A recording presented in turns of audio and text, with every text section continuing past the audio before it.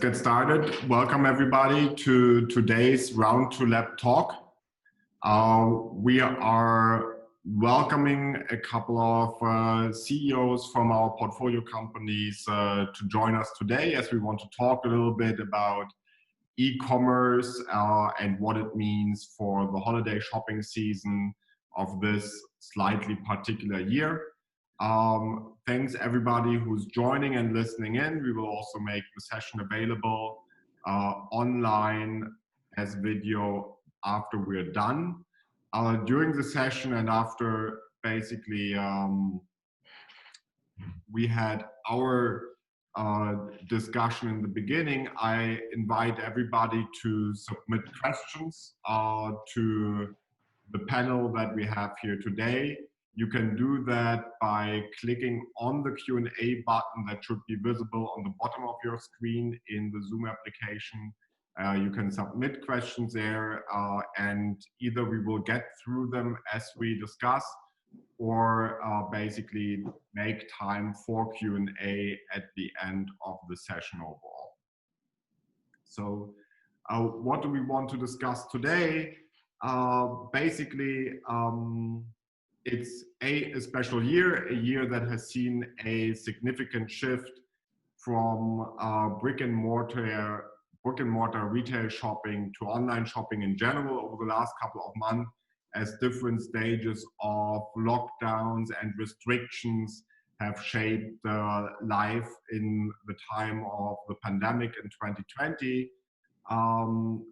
When people thought about what this would mean for the holiday season and looked at it over the trends of the last years as well, basically it was people at least submitted that shopping will move ahead in the time frame compared to last year. So everything happening in the weeks around Black Friday, Cyber Monday and the following days would be even more important this year than during the last years. What actually happened now that first data is in, that for Black Friday, at least Amazon reported 22% more in terms of sales on Black Friday compared to last year. Shopify reported 70% more sales compared to last year in the shops that are running through their platform. But what has also been clear already for the last couple of days is that actually the average spend of a consumer during the first round of shopping holidays was 14% down compared to last year, at least in the US. So what we want to do today is actually not talk about broad statistics, but actually hear essentially from people who are running those businesses every day, what the holiday season means for them and what we can still expect for the Christmas season. And to join me here for this today are number one, Marie Boltenstern, CEO of Boltenstern. She is with her company designing, producing and selling fine jewelry that is 3D printed. Doing this, yes, also primarily online, but also with her own store in Vienna. We also have with us Babak Dagigh.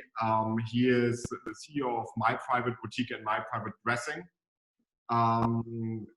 running what started out as a shopping club for special deals in Switzerland, but is now also getting into the circular economy aspect of that. And I hope we'll get to talk about that a bit more as well. And we have with us Daniel Abdiou. He is a CEO of Flick, providing a system and essentially also specifically buttons that allow the management, steering, controlling of different, for example, connected devices in the home, but also a host of other applications. So, Babak, Marie, Daniel, welcome. Thanks for joining. Perhaps let's start with a short round of where you guys stand in the holiday feeling overall. So, but basically, if you want to briefly share what holiday shopping means for your respective businesses and how you very broadly feel about this this year. Marie, do you want to kick us off? Sure. Hi, thanks for the invitation. I think it's a very exciting topic to discuss, especially this year, because it's a very special year. Yes, so how is the feeling is a good question. Is very different, I think, from what it was before, but yeah, it's partly, of course, because a young company growing evolves every year. And yeah, at the same time, the special COVID situation also requires special solutions. So as a jewelry company, of course, for us now, 2 important weeks are still to come. So we're not yet, we cannot summarize, let's say, the holiday season yet. But also regarding the topic that we're discussing today, I think we could observe a very strong development in the last month, let's say. So we see that Christmas season is also starting earlier and earlier every year. We can face this also in physical stores surrounding us. When you see the Christmas chocolate already in October in the stores. So yeah, and I think in general, the whole situation gives a good push to shift the strategy and thinking towards a new future of retail, even more than what we're doing already. So yeah. All right. Babak, you told us before we got started that you had a different kind of Friday instead of a Black Friday for this year. So you can talk about this perhaps also in the light of last year's experiences. Sure. So thank you, Stefan. And yes, absolutely. In fact, we've been organizing Black Friday, Cyber Monday, and everything around since maybe now 8 or 9 years. We've been probably one of the first digital companies in Switzerland to organizing Black Friday, etc. But this year is a special year. And what we've seen as a general feeling from the retailers, but also from Swiss customers, is a need for more authenticity and more local business buying and more, I would say, sustainability. So we've had a new movement here, at least in Geneva, which is called Fair Friday, which is basically in solidarity with the Swiss retailers, because they were all closed, and also an opportunity for us to do a different type of marketing that we've been doing every year. So rather than giving further rebates into the best months of the year, we just didn't go beyond what we were doing as a standard business during this period. And we've been helping a charity program that we will communicate as well to our audience to kind of show that, again, we are in solidarity, and we are also now getting a little bit overboard with with this Black Friday, because November is supposed to be the best months of the months in terms of profitability and sales, obviously. But what we've seen over the couple of last years, that it has become a complete madness.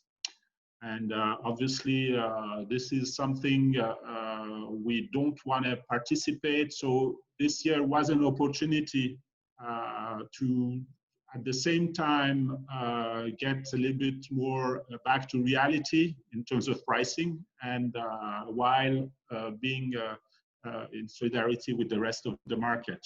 So we've taken a socialist approach,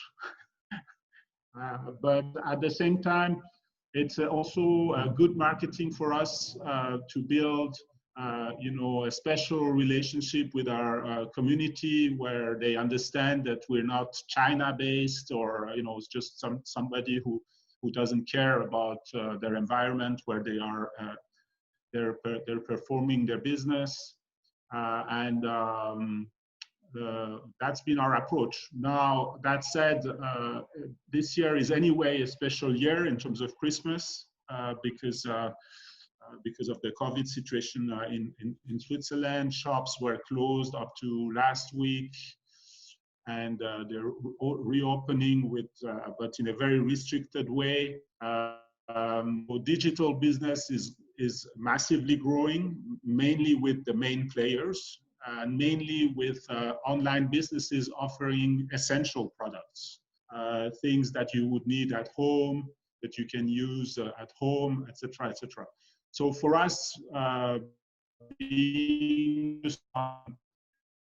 and beauty for those ladies, the opportunities to wear those things is rare, and we can feel that. We can feel that in our sales. Although we have larger sales in November than in September, we didn't see the same ramp up this year. I believe the need for renewing the wardrobe and being, looking good and nice and healthy is still very strong. But people are more conscious about what they truly need now, which are maybe a little bit more less on their current needs. Obviously, they're also, due to the crisis, much more price oriented than they were ever before. Most of the people are on unemployment scheme or where they don't get their full salary. Also are not sure about the future of their company where they're working, etc., etc. So we definitely see a shift toward, having, even better deals. They just look for best prices. And for that, obviously, our platform, which offers second-hand luxury products, has been very successful. We've achieved a 4x growth compared to November last year.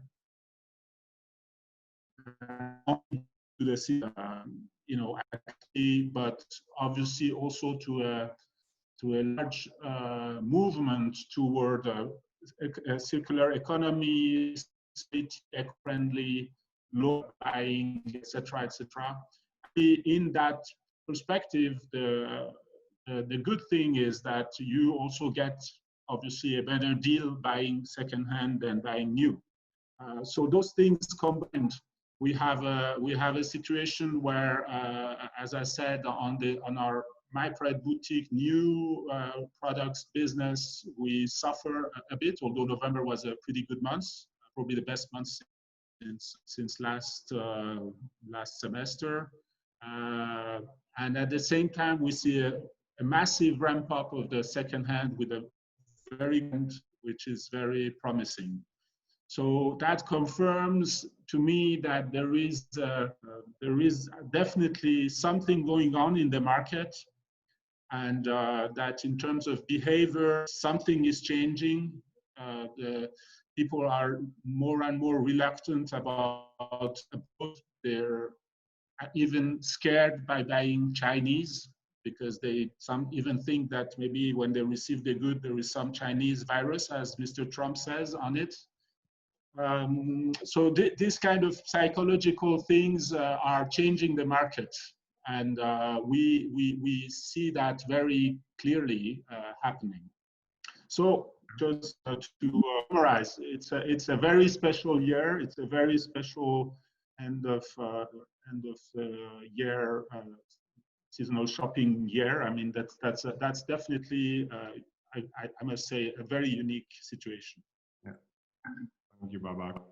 And Daniel, perhaps from kind of the people in the panel today, you already had before kind of the crisis hit, probably the most global business with the Flick buttons and the Flick hub compared to everybody here, right?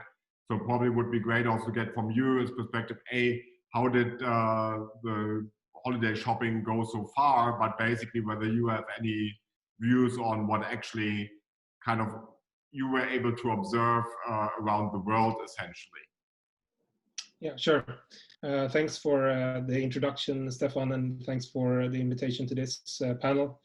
As you mentioned, we do smart buttons, tiny as this. We do them both for consumers and for companies.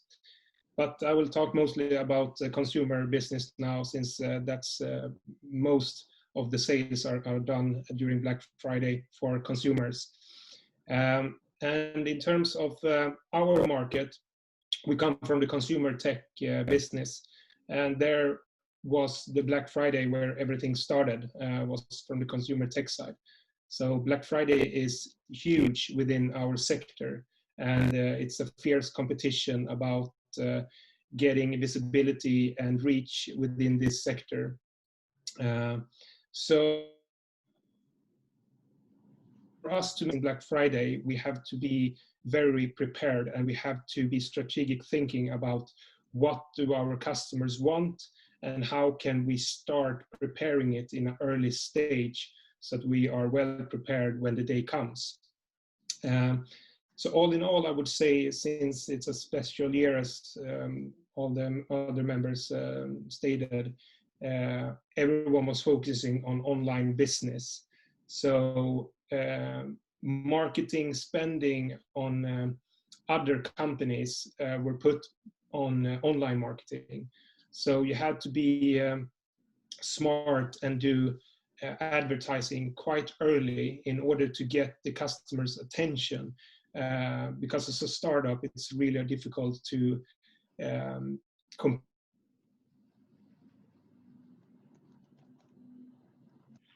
brands has. And this year, I would say that for us, it was a good timing, since we launched a new product, our Flick 2 button, this year. So we haven't really launched the product in retail stores yet. We are launching it actually now in November and moving forward. So we had everything on online sales on our website for our new product. So the lack of visitors, we didn't have any big impact on that, since we had everything online instead. But all in all, I would say that the interest this year was much higher for Black Friday, since customers were spending more time online, searching for great deals. And I can agree with Babak that it's an insane hype about Black Friday, and it's not really, I think, sustainable in the long run to have these kind of big discounts all the time, because then people get used to it, and it's just getting harder for some businesses to run the daily operation in the long run. However, you can't really, when we are in our not be in this hype, I would say. So for us, it's very important, and you can see the trends that the sales in US and Europe was much higher online for us compared to last year. And I don't know if we're going to talk about the strategies and the tips and tricks later on for Black Friday, but I would say that good preparation and really thinking out, like, what does the customer really want and what kind of deal would break through the media and the hype around consumer tech is the most important factor. And we were really successful. We we managed to over 200% more than last Black Friday. So we sold out completely. So we're really satisfied with the results so far. And that Black Friday this year is more important than previous years due to the fact that people are buying more online and not going to the stores. And people would like to have the goods before Christmas. So they order on Black Friday to get it before Christmas. So for the holiday sales, we are probably going to have a lower sales compared to last year because they want fast deliveries and make sure that they have it for Christmas this year, because they can't buy it in stores in the same way they could be previous years. Got it. Got it.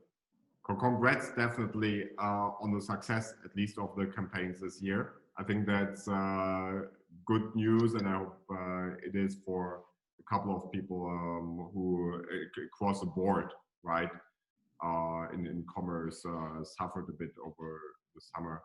Maria, I think picking up on the point that Daniel mentioned with regard to basically being really clear and well prepared, I think you told me before that you were also quite selective, right, in terms of what kind of items you campaign for during Black Friday. And perhaps you can speak a little bit about what drove your decisions on what to choose, what to promote on Black Friday, and how not to just slash prices across the board, which I think, especially when it comes to jewelry, is something that is somewhat hard to do in general.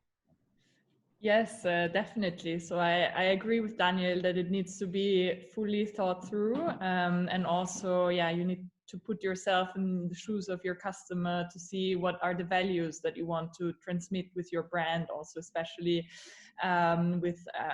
for our brand, we're a young brand. We want to build up our image. We have products like we have our entry collection, the Fabnora, which is 3D printed polyamide.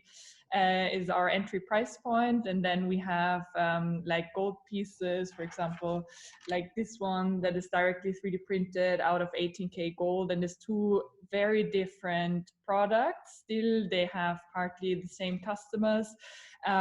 We have some silver collections, so for us it was very important, for example, not to upset people who buy big value with our pieces, and then they find the same piece with a big discount for a week in the year, and then they say, okay, I bought this half a year ago for a huge value, and now it's just discounted. So this is why, yes, we are very restricted. I think there are two sides of the coin, as also Babak said. Like, it's not only like it creates this huge hype and everyone is expecting something, but also you as a brand, I think, need to make a decision what you want to offer. And as I said, is more about positioning yourself. And for us in specific, this means that we decided now to only give discounts on very selected silver collections.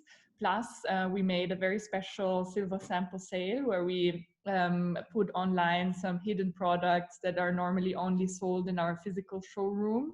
Samples for collections that we sell them as unique pieces, but not online usually. So this is something exclusive. The customer feels that he can buy something that he usually could not buy. And this also creates this desire and exclusivity.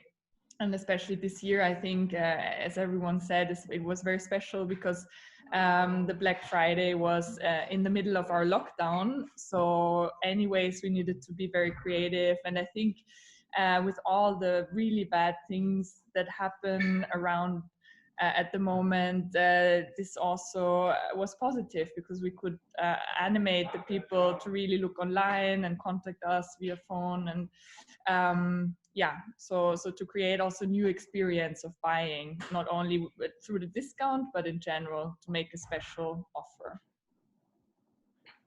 Okay. Great. And in terms of, I think Daniel alluded on that, to that basically people are starting to order earlier, to have everything being delivered on time for Christmas. How did you feel about that, Maria? I know that you kind of try to still deliver pieces on Christmas Day last year. Do you also feel people are shopping earlier this year? Yes, I feel that that also this special week, of course, creates or makes people think early about their presents, because it's the perfect timing. Of course, the holiday season starts off, and so yes, as I mentioned before, maybe we still have 2 weeks to come, so we can only summarize at the end of this how much more it was. But I agree that people now are very aware of this local shopping topic, and also to look for sustainable products of brands that they want to support, maybe. So this is what we experience now a lot, and also some people who like to actually invest in the 18 karat gold pieces at this point. So yeah, it's a very different experience in general from the last years. Yeah, got it. The one thing that I wanted also to get all of your opinions on, a little bit at least, is Amazon, and perhaps starting with you, Babak, because for you it's more, I would imagine, basically people decide whether they look for a product on Amazon, right, or they are on your platform. You're almost a direct competitor in that sense, in terms of who's presenting the storefront to the customer. Whereas, and that's where we perhaps can get to later, for Daniel and Marie, it's more a question in general: do you decide to sell your product via Amazon or not, or how to go about it, right? But I would like to start with you, Babak, basically, given that you also actually are running a community of shoppers. How do you feel they view you versus Amazon? Do you see what's happening in Switzerland on that front? Yeah, well, I think definitely Amazon is, although Amazon is not in Switzerland, but is selling through the .de and .fr website. Amazon is the largest online retailer in Switzerland, very closely followed up by a Swiss similar type of company, which is called Galaxus. I think they've started their business in Germany too now, which is very similar to Amazon. And these guys are growing massively. I mean, this is absolutely a hard fact. And with the COVID, they've seen massive growth on their business. And there is definitely a lot of competition from them. But again, for us, Amazon is probably not really the biggest competitor, because we don't have so many products which are sold on Amazon, but they are sold on other websites, many other. And on the second hand, it's a complete different story. Thank God these guys have not yet started second hand. Yeah, I guess it's planned. So no, for us, I mean, we don't see Amazon really as the only. We have so many competitors across the board now. Although Switzerland is not part of the EU, people very much buy online abroad. They're then sometimes surprised with VAT and custom fees, which is then requested by the postman when he comes to their door. So we are still a bit protected, but no, I think Amazon is not specifically a threat. I think the overall competitors across the board are definitely our competitors. But again, we don't sell exactly the same things. Okay. So, Daniel, I think you also over the last years had different kinds of experiences, also selling through Amazon. Where do you stand right now, and how do you feel about it, essentially? Yeah, so Amazon is a tricky player. But all in all, I would say that for us, we use Amazon as a reseller of our products. And the reason for that is that a lot of people, especially in US, they use Amazon for everything. So when they go out and they use Amazon as a Google search engine, more or less. So they search for like Bluetooth buttons, and then they scroll, and then they find us, and then they buy, because they never heard about us, and they never enter our website by themselves. So in that sense, we're using Amazon as a good platform to reach out to new customers, but also, especially now when it's holiday, Amazon has one-day delivery to most places. And when people are looking for gifts and they are very close to the Christmas day, they can just go into Amazon and order, and they get the next day delivery. And that we can't offer from our own website. So logistic-wise, it could be a good platform to get out the products quickly to special customers. And the trick, I would say, when dealing with Amazon is to actually try to separate, if you can, depending on what kind of business you have, to have different products on your website compared to Amazon, or different SKUs or packages, so that you don't compete price-wise with yourself or with retailers in the stores. So for instance, we have a 2-pack on Amazon, but on our own website, we don't sell 2-packs. We only have 1-packs and 3-packs. In that way, we don't compete with each other. And when a retailer in US say, hey, Amazon is having this price, yeah, but that's a 2-pack and you have a 3-pack, so your price is actually better than Amazon. So you need to have an Amazon strategy as well in order to handle it. But for us, I would say it's a friend more than a foe when you boil everything down. Yeah. Okay. Well, Marie, I think you're just starting to think or starting to implement an Amazon strategy as well, right? At least we talked about it before. So how are you thinking about what to put where, and yeah, basically make use of the different channels?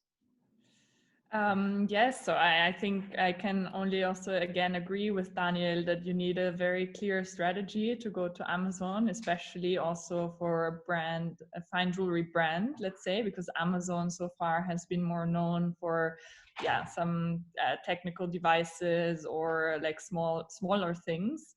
In September 2020, they started a special section for luxury stores, actually.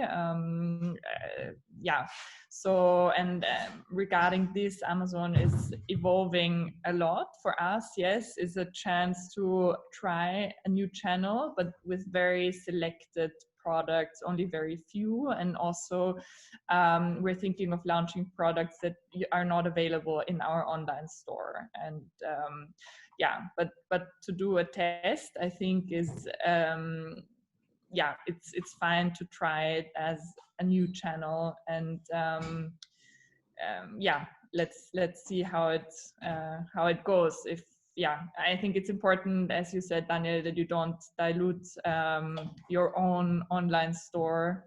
And yeah, just it's just a way to, as you also said, make customers become aware that you exist as well. Is a big platform. So Great. Yeah. Perhaps I think one element, and that leads nicely to one of the questions that has come in. I think what's different always when people think about kind of getting people to your own stores, right, and your own shop fronts, be it physical or be it online, as opposed to selling, for example, via Amazon, is basically your ability to see what your customers are looking at, how they interact with your products as they basically also go through the process of shopping on your website. So we had one question that is perhaps a bit more technical in nature, but it would go to all three of you very briefly. What tools are you guys using to tracking and optimizing the customer journey in your shops? Or how much time do you spend on that, essentially? I would also ask in addition to that. Perhaps we start with Babak.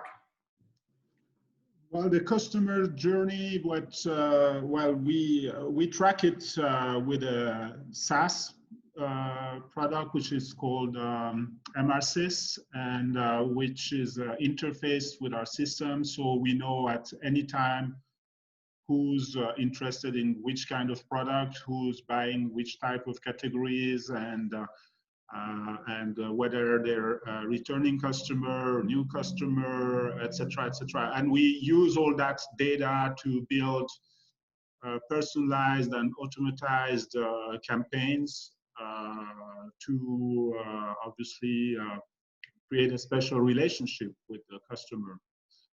So it's a CRM tool actually, and it's obviously without such a tool it would be a very, very difficult job to do that, because it's a lot of data to review every morning. So this is how we basically look at it. It has a lot of features. It's actually completely crazy. You could spend all your week building campaigns, and you know, we can even send SMS. We can send you know, dedicated activation, reactivation emails, which if they are not opened, then you get an advertising on Google, and then if you don't click on the Google, you get something on Instagram, etc., etc., etc. So we track really the customer journey and try to keep talking to him all over his presence on the internet. Okay, great. What do you use, Daniel? And how important is it for you? Yeah, mainly we use like Google Analytics to track our customers and having a view on the ads success that we are measuring a lot. And then on our website, we use tools like Hotjar, for instance, testing where people are clicking on the website and just making sure that the design is good and so forth as well. So basically that, and of course we're using like email tools like MailChimp, and also measuring the open rates and click-through rates on different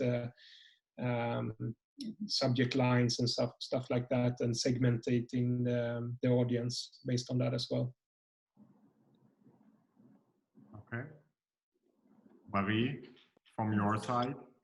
Yeah, for us it's similar. So as our web shop is Shopify based, we have a dashboard directly in there for the basic movements, let's say. And then if we want to go further, also the Google Analytics, playing together as well with our CRM, for which we use at the moment a cloud-based solution, Klaviyo, which is very well connected with every movement of every customer in Shopify. So yes, also here you can create very personalized journeys for each of the customers, relating it to certain behaviors. And yeah, I think especially in our case is great because we have, for example, this collection is modular, so you can add new colors. So you could specifically see if a customer is interested in the product and has bought already 3 colors, you could suggest a new one or another product. If you see, okay, he already has so much of this one collection.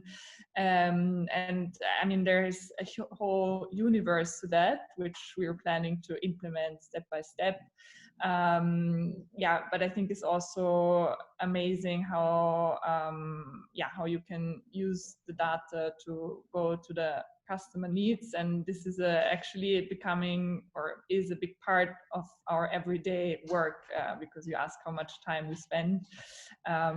Yeah, and as Babak said, it's super important to read from the data to optimize further your online store every day. Excellent. And basically, before we close off, right, and perhaps one of the key things for me to take away, and hopefully that became clear also with the very different businesses you run, is basically the importance of the shopping season from a commercial perspective, but basically also the kind of challenges or high level of planning and thinking through and strategizing is happening for commerce or e-commerce businesses for this season. I hope was a good insight for the listeners and viewers today and also in the future. I think I have a good closing question from someone in our audience that is basically, let's assume in 2021 everything gets back to normal.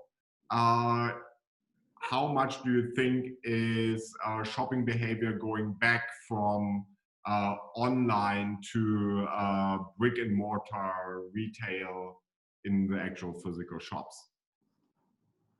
Just if you had to guess.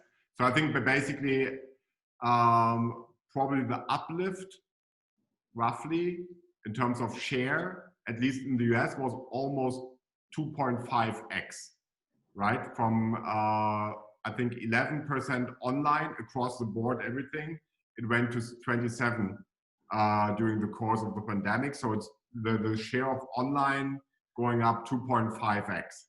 So basically, if you had to guess, which probably no one knows, but basically how much of that is going to level out again in the future, or are we just going to stay where we are? I think we will do the call again next year and compare notes, and then give a beer to whoever got closest.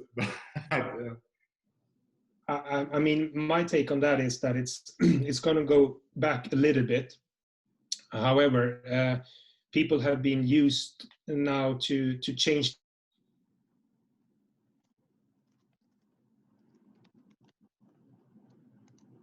I think we have compared to before the pandemic. Sorry? You were breaking up very shortly, Daniel. Perhaps you can repeat. Yeah, sure. My take on it is that I think we should be able to go back. Oh, sorry, my connection is really bad. Sorry. But currently we hear you fine. Okay, so my take on the. So perhaps we move to Babak and come back to Daniel once his connection is stabilized. So Babak, your guess. Yeah, well, I think that we had before this pandemic, a lot of figures showing that the online business will grow much faster than the brick and mortar business in general. The one hard fact is that this pandemic has accelerated this move toward the digital, and I believe that yes, for sure, once everything is back to normal, we'll have some shift back to the brick and mortar, but this movement toward the digital shopping will not reduce. So I don't see it really in a way where online will reduce really, despite the situation where we come back to normal. Marie?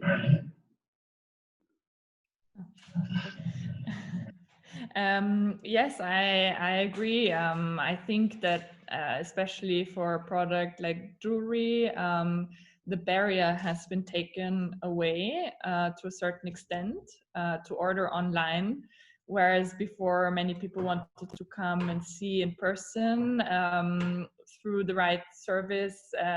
Yeah, there is already a big shift, and as Babak said, it just has been accelerated. And I think it was a great push to see that it's possible actually to switch more and more to online. As we know, people get back to normal quite fast, even if we wish probably that certain things will change in the future through this experience that we globally go through at the moment. But yes, I agree, Stefan. Let's have another talk in a year and then we can recap. All right. Daniel, shall we give it another try?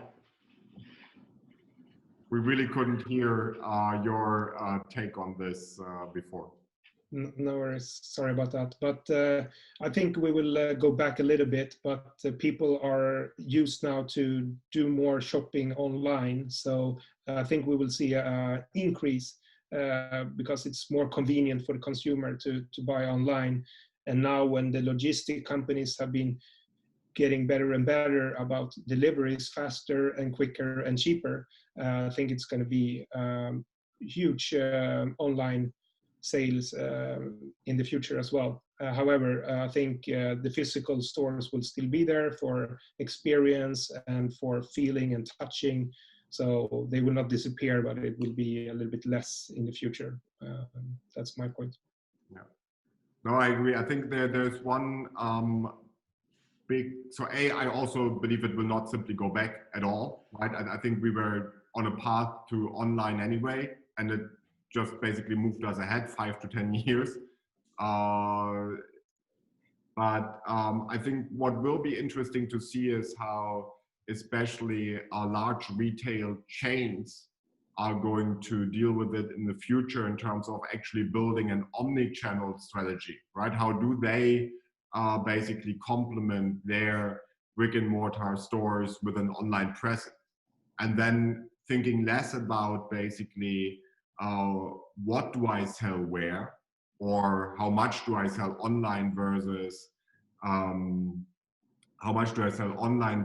in a shop, but rather basically how do I maintain a customer relationship and sell as much to a particular customer through the combination of different channels, right? So I think that goes in the direction of how do I balance basically product availability, experience, convenience, etc., and all those things. And it will be a question where, from a mixed perspective, yes, the large retail chains, but actually every kind of producer of product, everybody who has a presence in the market will probably have a dedicated strategy for as we go along, right? So on that note, thanks to all three of you again for joining us today. Thanks to everybody who joined to listen and to watch. We will be back, of course, with more Round to Lab talk sessions in the future, and I hope to welcome the three of you back again also. Perhaps we will even make the discussion on the state of shopping an annual thing on this channel. If we don't talk anymore this year, again, thank you for joining. I hope you have a great last couple of days of shopping in your shops, be they online or somewhere else, until Christmas, and then well-deserved holidays and a bit of rest until the new year. Thank you, guys. Thank you, Stefan. Thank you. Happy holidays. Thank you. Thank you.